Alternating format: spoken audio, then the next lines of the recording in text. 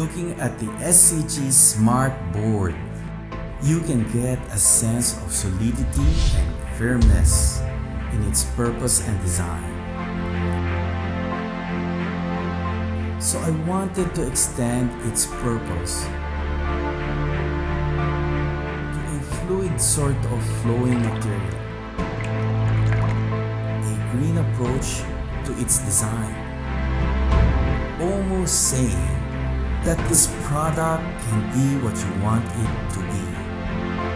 So I thought of water as a really fluid material, but not in its still position, because that would make it look like a solid object. So movement was needed to show water in its dynamic form.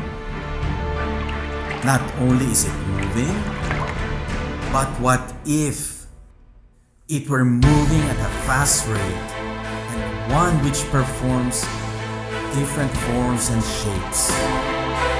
As I thought about it some more, how about Cascading Water Falls, which I ended up deciding for this concept.